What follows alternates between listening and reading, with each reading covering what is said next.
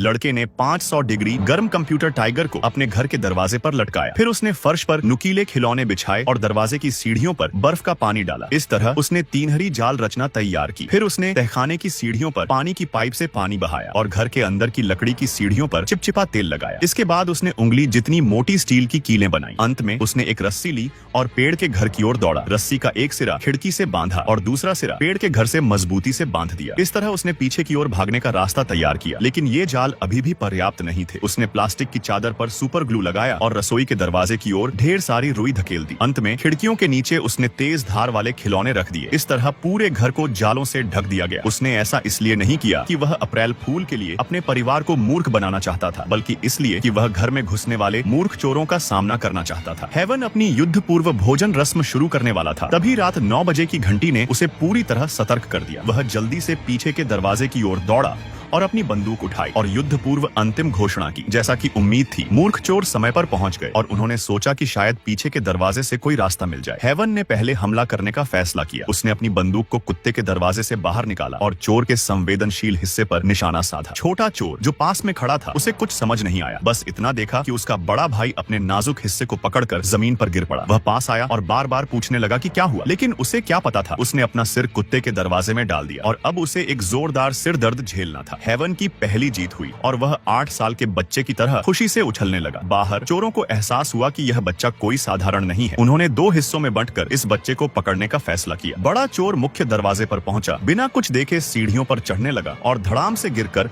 औंधे मुंह पड़ा। उसकी हालत देखकर लग रहा था मानो वह कोई बड़ा कछुआ हो। वह हार नहीं मानना चाहता था। जमीन से उठा और पास के रेलिंग को पकड़कर फिर से चढ़ने की कोशिश की, लेकिन फिर से जोर से गिर पड़ा। बड़ा चोर बेहोशी से जागा। उसका दिमाग सुन्न था। उसे समझ ही नहीं आ रहा था कि वह कहाँ है। आखिरकार अपनी सारी ताकत लगाकर वह ऊपर पहुंचा। थोड़ा सुस्ताने के बाद उसने दरवाजे का हैंडल पकड़कर खोलने की कोशिश की, लेकिन उसका हाथ जलकर सुगंधित सुअर के खुर जैसा हो गया। यह सब हेवन चुपके से देख रहा था और एक बार फिर बच्चे की तरह खुश हो रहा था। बड़े चोर ने देखा कि मुख्य दरवाजे से रास्ता नहीं बन रहा, तो गुस्से में लौटकर फिर से पीछे के दरवाजे पर आया। उसने सावधानी से दरवाजा खोला, लेकिन उसका सिर झलकर भूमध्य सागर जैसा चमकने लगा। क्या आपको लगता है कि बस इतना ही था? नहीं, और भी बुरा होना बाकी था। बड़ा चोर गुस्से में दरवाजा तोड़कर अंदर घुसा, हेवन को टुकड़े टुकड़े करने के इरादे से। वह गुस्से में रसोई के दरवाजे की ओर बढ़ा और उसने हेवन को गिड़गिड़ाते हुए सुना। गुस्से में आकर उसने रसोई का दरवाजा खोल दिया। कुछ ही मिनटों में हेवन ने बड़ा चोर को पूरी तरह भटका दिया। वह दिशाओं का अंदाजा ही नहीं लगा पा रहा था। अगर जानना चाहते हो आगे क्या हुआ, तो चैनल को सब्सक्राइब करो और कमेंट में लिखो नेक्स्ट पार्ट।